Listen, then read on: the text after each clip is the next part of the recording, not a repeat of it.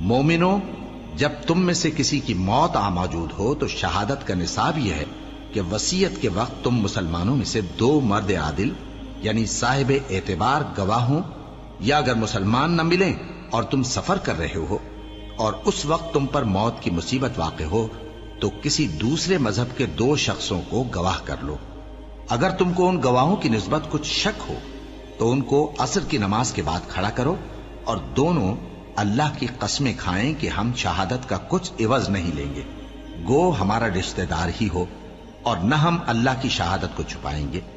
اگر ایسا کریں گے تو گناہ گار ہوں گے۔ پھر اگر معلوم ہو جائے کہ ان دونوں نے جھوٹ بول کر گناہ حاصل کیا تو جن لوگوں کا انہوں نے حق مارنا چاہا تھا ان میں سے ان کی جگہ اور 2 آدمی کھڑے ہوں جو میت سے قرابت قریبہ رکھتے ہوں، پھر وہ اللہ کی قسمیں کھائیں کہ ہماری شہادت ان کی شہادت سے زیادہ سچی ہے اور ہم نے کوئی زیادتی نہیں کی۔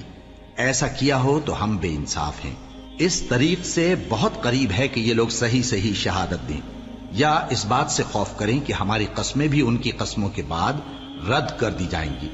اور اللہ سے ڈرو اور اس کے احکام کو توجہ سے سنو، اور اللہ نافرمان لوگوں کو ہدایت نہیں دیتا۔ وہ دن یاد رکھنے کے لائق ہے جس دن اللہ پیغمبروں کو جمع کرے گا، پھر ان سے پوچھے گا کہ تمہیں کیا جواب ملا تھا۔ وہ عرض کریں گے کہ ہمیں کچھ معلوم نہیں، تو ہی غیب کی باتوں سے واقف ہے۔ جب اللہ عیسیٰ سے فرمائے گا کہ اے عیسیٰ ابن مریم، میرے ان احسانوں کو یاد کرو جو میں نے تم پر اور تمہاری والدہ پر کیے، جب میں نے روح القدس یعنی جبرائیل سے تمہاری مدد کی، تم گود میں اور جوان ہو کر بھی ایک ہی نسق پر لوگوں سے گفتگو کرتے تھے، اور جب میں نے تم کو کتاب اور دانائی اور تورات اور انجیل سکھائی، اور جب تم میرے حکم سے مٹی کے پرندے کی شکل بناتے پھر اس میں پھونک مار دیتے تھے تو وہ میرے حکم سے سچ مچ کا پرندہ بن جاتا تھا، اور پیدائشی اندھے کو اور برس کی بیماری والے کو میرے حکم سے اچھا کر دیتے تھے، اور مردوں کو زندہ کر کے قبر سے نکال کھڑا کرتے تھے۔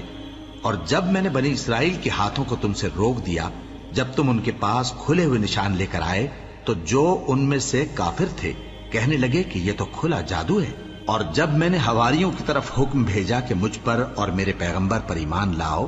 وہ کہنے لگے کہ پروردگار، ہم ایمان لائے، تو شاہد رہی ہو کہ ہم فرما بردار ہیں۔ وہ قصہ بھی یاد کرو جب حواریوں نے کہا کہ اے عیسیٰ ابن مریم، کیا آپ کا پروردگار ایسا کر سکتا ہے کہ ہم پر آسمان سے کھانے کا خوان نازل کرے؟ فرمایا، اگر ایمان رکھتے ہو تو اللہ سے ڈرو۔ وہ بولے کہ ہماری یہ خواہش ہے کہ ہم اس میں سے کھائیں اور ہمارے دل تسلی پائیں اور ہم جان لیں کہ آپ نے ہم سے